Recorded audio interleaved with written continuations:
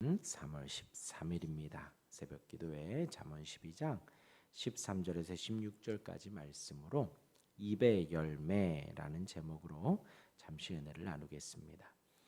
이제 잠언 한 절 한 절 은혜가 되고 있지요. 오늘 이제 13절에서 계속해서 이제 말에 대한 주제가 등장을 합니다. 이제 21절만 좀 예외인 것 같고요. 나머지는 이제 입술에 대한 내용들이 잠깐 나옵니다. 먼저 13절의 말씀이요.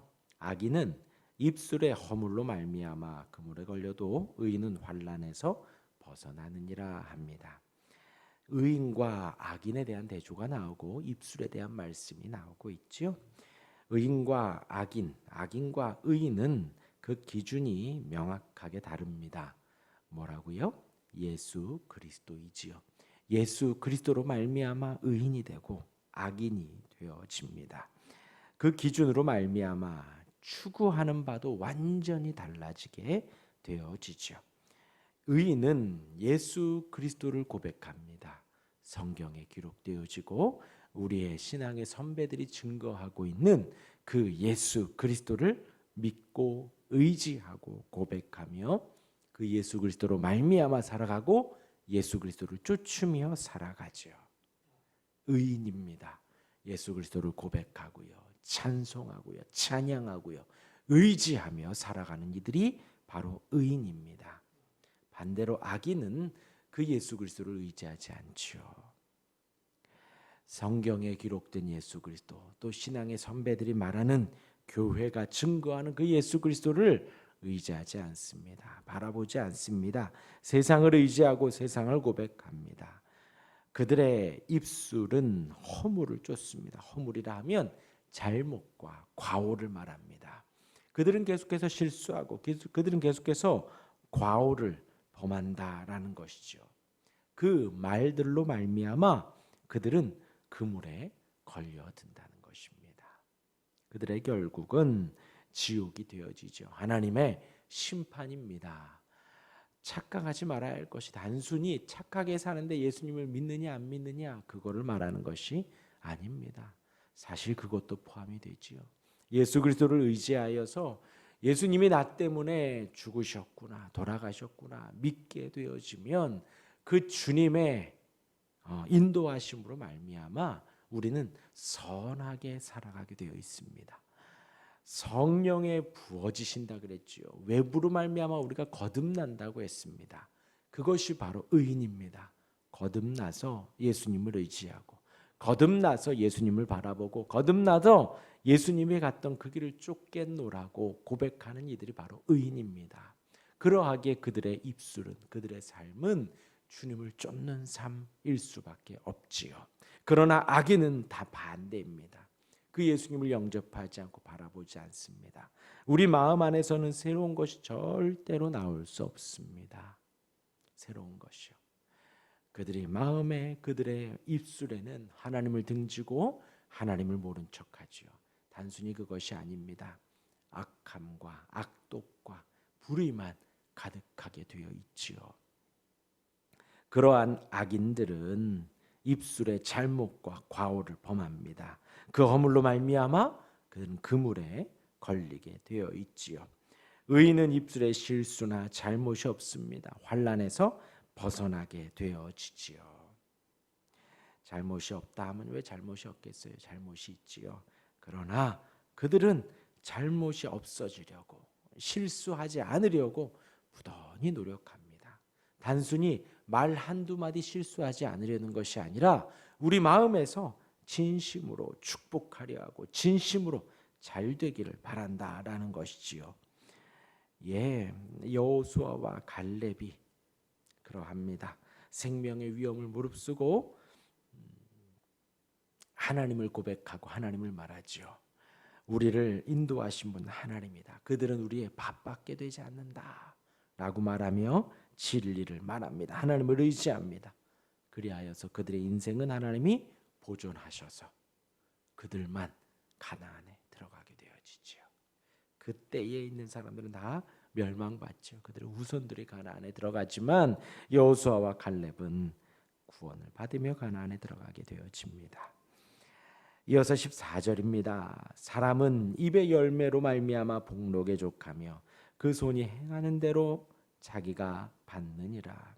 이어지는 입술의 열매, 말에 대한 잠언입니다. 인생은 세상의 모든 사람은 그 입의 열매로 살아간다는 것입니다. 방금 13절이 그것을 말했지요. 악인은 입술의 허물로 말미암아 그물에 걸려도 의인은 환난에서 벗어난다.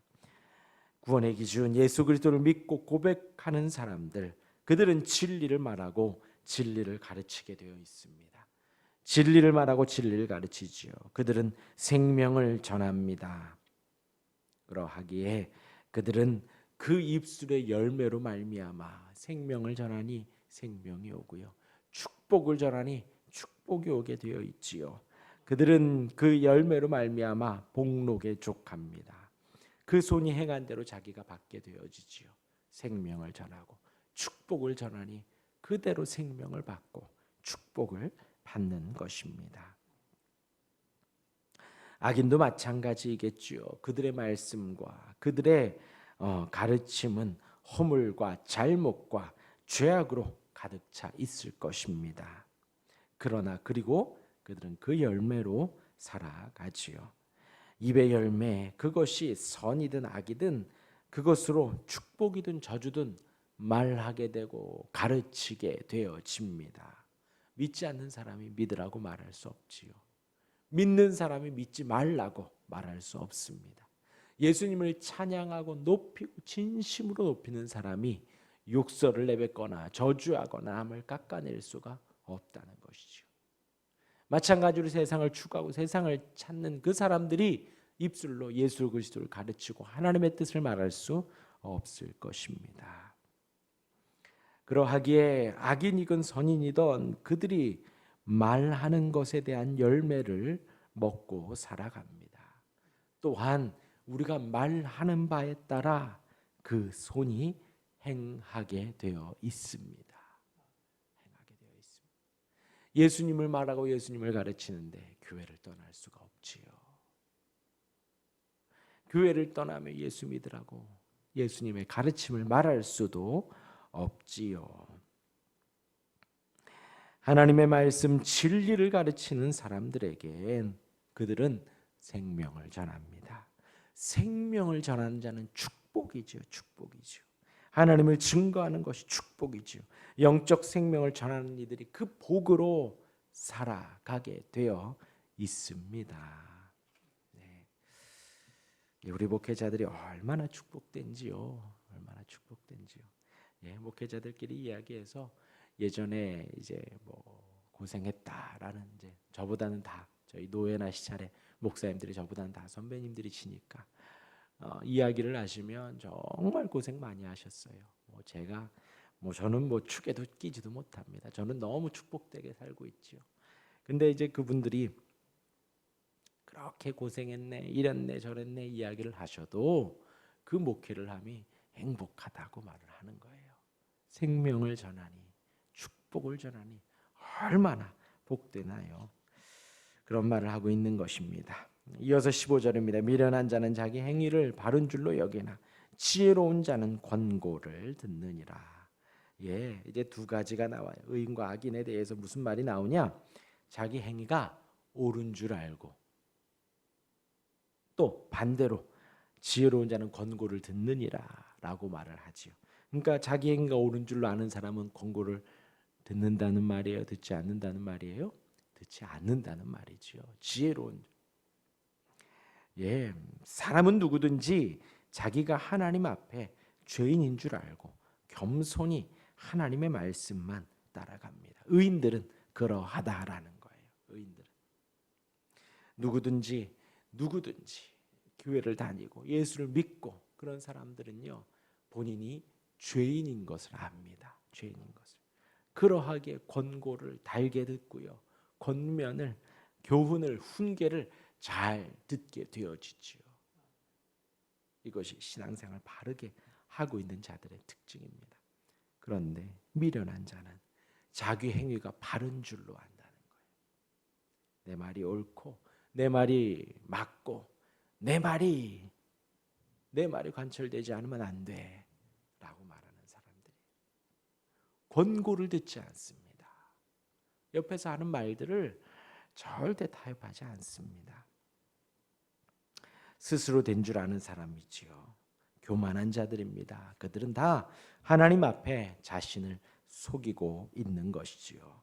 스스로 바르다고 생각하는 사람들, 본인은 만족하며 안정감을 누릴 수 있지만 헛된 안정감입니다.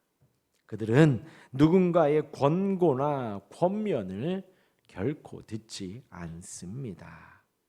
그러나 반대로 지혜로운 자는요, 이 지혜는 주님이 주신 지혜로 가득하는 거죠.